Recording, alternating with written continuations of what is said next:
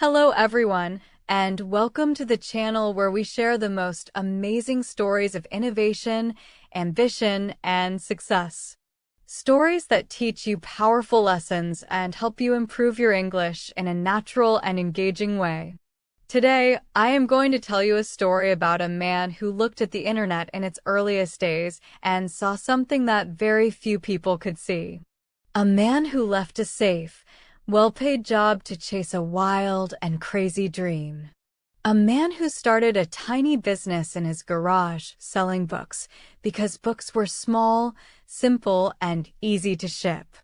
That tiny business grew into a giant, a monster, a company that changed the way the entire world shops, reads, and even thinks about technology. His name is Jeff Bezos. How did a curious boy who loved science fiction and tinkering with machines become the founder of Amazon, the largest online marketplace on the planet? How did he survive the dot-com crash, years of criticism, and the immense pressure of building an empire? And what drives a man who has achieved everything to still wake up every morning and think about the future? This is the story of e-commerce, of relentless ambition, and of a simple philosophy called Day One. It is a story that will teach you about risk, about innovation, and about the power of thinking long-term. And, as always, this story is a wonderful way to improve your English. You will learn vocabulary about business, technology, and the internet. Words like entrepreneur, startup, logistics, innovation, customer-centric, and global marketplace. So get comfortable, open your mind, and let's begin from the very start. Jeffrey Preston Jorgensen was born on January 12, 1964, in Albuquerque, New Mexico. His mother, Jacqueline, was a teenager, still in high school, when she had him. His biological father left the family when Jeff was just a baby. For a short time, his young mother struggled to raise him alone, but she was determined to build a good life. When Jeff was 4 years old, his mother married a man named Miguel Bezos, a Cuban immigrant who had come to the United States alone at the age of 15, unable to speak English. Miguel, who everyone called Mike, adopted Jeff and gave him his last name. Jeff Bezos has always said that Mike Bezos is his real father. The family moved around a bit, eventually settling in Miami, Florida. From a very young age, Jeff was unusually curious and incredibly focused. His parents quickly realized they had a gifted child on their hands. His bedroom was not filled with posters of sports stars. It was a laboratory filled with gadgets, circuits, and science projects. He was fascinated by how things worked. He once took apart his crib with a screwdriver when he was a toddler. His favorite place was a local Radio Shack store, where he would spend hours staring at wires and transistors. He spent summers on his grandparents' ranch in Texas. There, he learned the value of hard, physical labor. He fixed windmills, mended fences, and helped with the cattle. His grandfather taught him a quiet lesson: it is harder to be kind than clever. Those words would stay with him forever.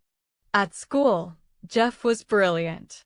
He was the valedictorian, the top student of his high school class. In his graduation speech, he talked about his dream for humanity. He said he wanted to build space colonies so that millions of people could live and work in orbit. Even as a teenager, he was thinking on a massive, interplanetary scale. He went to Princeton University, one of the most prestigious schools in the world, where he studied computer science and electrical engineering. His grades were outstanding. After graduating, he could have worked anywhere. And he did. He worked at a startup called Fattel, trying to build a new kind of financial network. Then he worked at Bankers Trust, becoming a very young vice president. Finally, he joined a highly respected hedge fund called D.E. Shaw. The founder, David Shaw, loved hiring brilliant computer scientists to analyze markets. At D.E. Shaw, Jeff Bezos rose quickly. He was smart, intense, and very well paid. It was at D.E. Shaw in the early 1990s that Jeff stumbled upon a statistic that would change his life and the world forever. He was tasked with finding new business opportunities on the rapidly growing World Wide Web. As he was researching, he read that web usage was growing at a rate of 2,300% per year. It was a mind-blowing number. He was stunned. In his logical, methodical brain, he realized that anything growing that fast was an enormous opportunity. He asked himself a simple question: what kind of business model would make sense in the context of that growth? He began to think about selling things online. He made a list of 20 different products he could potentially sell. After careful analysis, he settled on books. Why books? For a few very practical reasons. There are millions of books in the world, far more than any physical store could ever hold. An online store could offer a catalog of millions. Also, books were easy to store, easy to pack, and not fragile to ship. It was the perfect first product. In 1994, Jeff Bezos did something that everyone around him thought was completely insane. He quit his high-paying, prestigious job at D.E. Shaw. When he told his boss, David Shaw, that he wanted to start an online bookstore, Shaw tried to convince him to stay. He told Jeff that he had a great future in finance. But Jeff's mind was made up. He later called the decision his regret minimization framework. He imagined himself at age 80, looking back on his life. He knew that if he never tried this crazy idea, he would regret it deeply. He did not want to live with that regret. He and his wife, Mackenzie, packed up their car and drove from New York City all the way across the country to Seattle, Washington. They chose Seattle because it had a large pool of tech talent, thanks to a little company called Microsoft being located there. As Mackenzie drove, Jeff sat in the passenger seat with a laptop, writing a business plan. They arrived in Seattle and rented a small house with a garage. That garage became the first Amazon headquarters. Jeff and his first few employees built desks out of cheap wooden doors and metal brackets. This was not just to save money, it was a symbol. The door desk became a piece of Amazon mythology, a representation of the company's frugal, hands-on culture. Jeff set up the company's official name as Cadabra at first, but when a lawyer misheard it as Cadaver, he knew he had to change it. He chose Amazon after the longest river in the world because he dreamed of building the biggest store on Earth. On July 16, 1995, Amazon.com opened its virtual doors. It was a simple website with a white background and 1 million books for sale. The orders started coming in almost immediately. Within the first month, they had sold books to people in all 50 U.S. states and 45 different countries. The little team was packing books on their hands and knees on the concrete garage floor.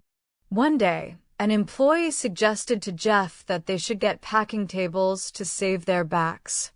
Jeff insisted that the hard work was good for them, that it made them tough. That was the intense, demanding culture he was building from day one. The early growth was explosive. Big, established bookstores like Barnes and Noble laughed at this little internet upstart. They underestimated what was happening. In 1997, just 2 years after launching, Amazon went public, meaning it sold shares on the stock market. The IPO raised $54 million.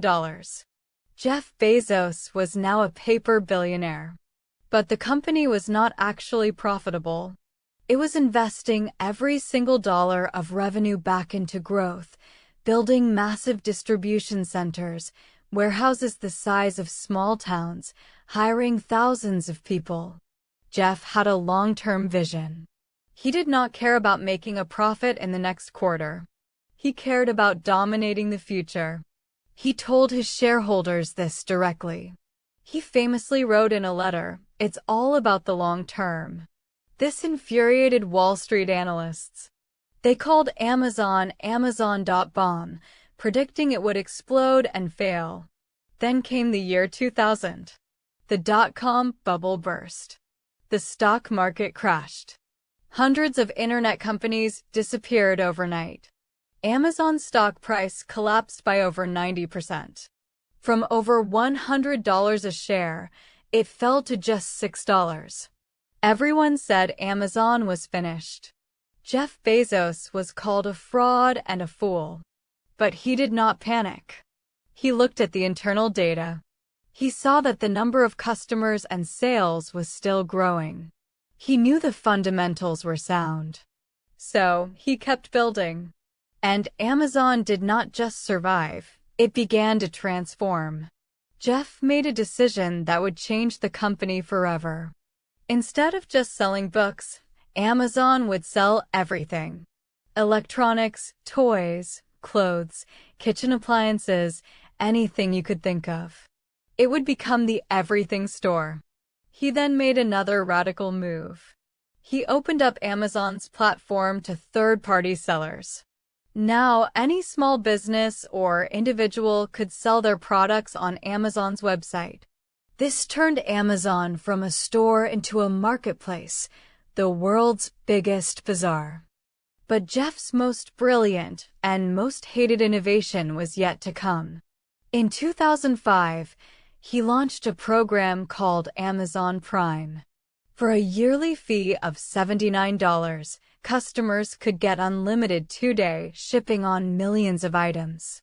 His executives were terrified. They said it would cost the company a fortune.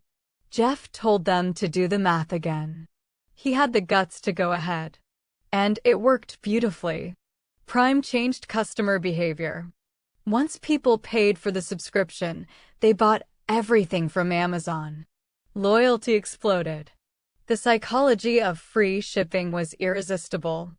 Around the same time, Jeff launched 2 secret projects that were even more insane. One was the Kindle. He wanted to create a device that would allow people to download and read any book in 60 seconds. He was going to revolutionize the book industry that had made him successful. The big publishers fought him, but customers loved it. The Kindle was a massive hit. The other secret project was even bigger. Amazon had built this massive, incredible computer infrastructure to run its own website. Jeff realized they could sell that computing power to other companies as a service. They called it Amazon Web Services, or AWS. This was a complete departure from selling products. It was pure technology. And it became a gigantic success.